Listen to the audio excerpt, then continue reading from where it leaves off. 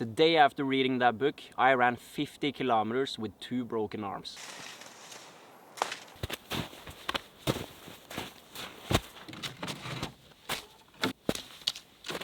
Most people don't quit because it gets too hard. They quit because of their inability to regulate emotions. The only thing that is absolutely certain here in life is that nothing is gonna stay the same forever.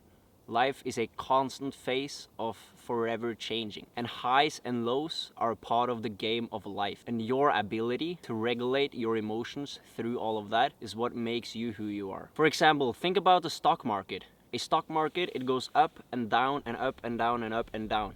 But if you zoom out and you look at it from a bigger picture, you can see that it goes straight up. And that's exactly the same for people who tries to improve their life. It goes up and down and up and down, but if you zoom out, it just goes up, bro. Even though it feels super chaotic at times, as long as you keep going and you never quit on a long enough period of time, you're just going up. 2 years ago, I broke both of my arms in a motorcycle accident. And for many weeks and months, I was a vegetable. I couldn't do shit. And honestly, I had lost all belief in myself.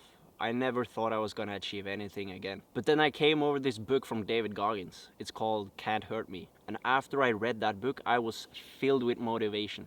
So the day after, I decided to give myself a challenge that felt way beyond reach, but I just thought to myself, like, what if I can actually pull this off? And that's exactly what I did. The day after reading that book, I ran 50 kilometers with 2 broken arms. I was nowhere near in shape to even try that, but I did it and I proved myself wrong.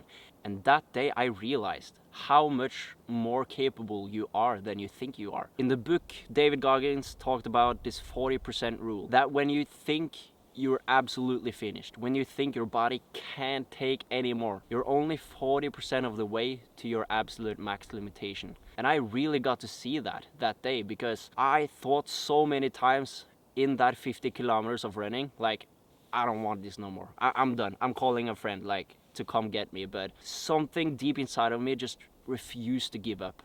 And I was just constantly telling myself, what if? What if I can actually finish this? And just that thought gave me goosebumps and an extra 1% of energy to just push one more kilometer, one more kilometer, one more kilometer, and one more kilometer. And before I knew it, I had ran 50 kilometers. And I shocked myself with how much I actually was able to do. I realized that my limits wasn't physical. It was mental limitations I had set for myself that I absolutely broke. And after finishing those 50 kilometers, I told myself, I'm going back to boxing.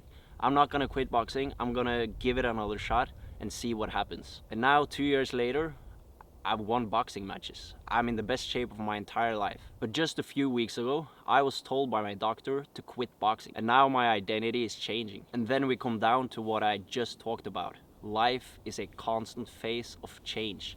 Nothing is ever gonna stay exactly the same.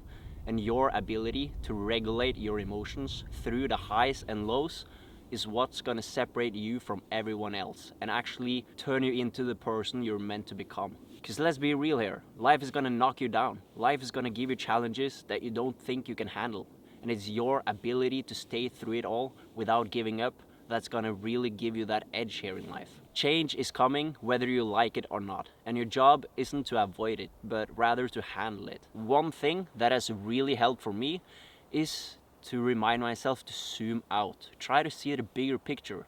Does this really matter in 5 years? If the answer is no, then it doesn't matter now. Zoom out, and it's gonna be so much easier for your mind to comprehend the chaos that's going on around you. Because it's really not that worth getting upset about if it's out of your control. If it's out of your control, then you can't do anything about it. And if it doesn't matter in 1 to 5 years, then why stress about it?